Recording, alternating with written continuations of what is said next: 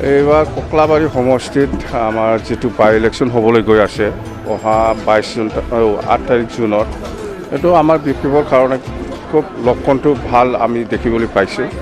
মুঠতে আমি জিকিমে, আমাৰ বিপক্ষ দল হিচাপে ইয়াত আমি জিকিম। আৰু প্ৰমোদ বড়োৱে যোৱা 17 মাহ বা 18 মাহত BTC অঞ্চলত কি কাম কৰিছে, কৰা নাই, কি মিছা কথা কৈছে, কোৱা নাই, বা আগত ইলেকশ্যনৰ সময়ত ৰাইজৰ ওচৰত কি প্ৰতিশ্ৰুতি দিছিলে, আজিলৈকে কৰিছে না কৰা নাই, এইবিলাক গোটেই কথা পাব্লিকে জানে, ইণ্টেলেকচুৱেলে জানে, সকলো জনসাধাৰণৰ মানুহ, সকলো জাতি জনগোষ্ঠী গম পাই আছে।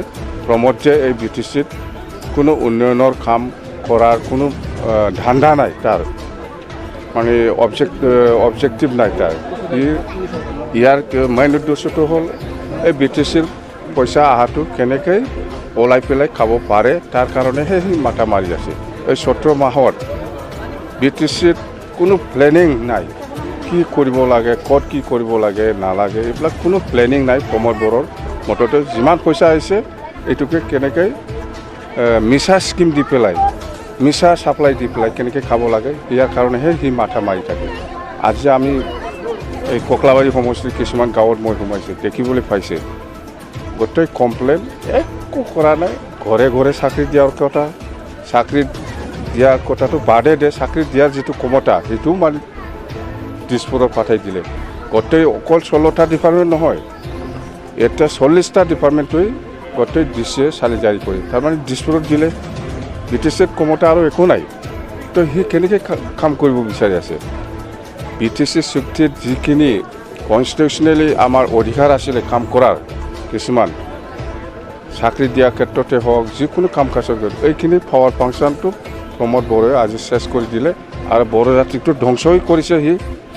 এই প্ৰমোদ বড়ো জাতি ধ্বংস কৰা মানুহে কোনোবা জেনেৰেল অসমীয়া বা মুছলিম বা কোনোবা আদিবাসী বা কোনোবা নেপালী বা কোনোবা শৰণীয়া বা কোনোবা মদাহী, কোনোবা চতুৰ্থৰৰ কাৰণে কাম কৰা মানুহ নহয় এই প্ৰমোদ বড়ো। প্ৰমোদ বড়ো হ'ল আপচু প্ৰেচিডেণ্ট আছিল,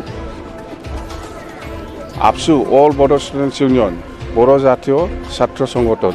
এই মানুহে কেনেকৈ কোনোবা অসমীয়া, কোনোবা মুছলিম, কোনোবা গাৰো, ৰাভা, কোনোবা মদাহীৰ কাৰণে, কোনোবা চতুৰ্থৰৰ কাৰণে, কোনোবা নেপালীৰ কাৰণে, কোনোবা আদিবাসীৰ কাৰণে, কোনোবা শৰণীয়াৰ কাৰণে কাম কৰিব জানো? এইটো একদম মুঠতে প্ৰমোদ বড়ো চেছ। চৰকাৰ অতি সোনকালে চেঞ্জ হ'ব, সেইটো 100% কথা।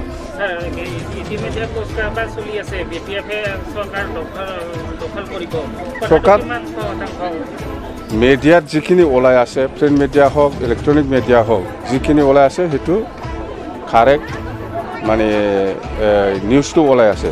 মুঠতে চৰকাৰ সলনি হ'ব।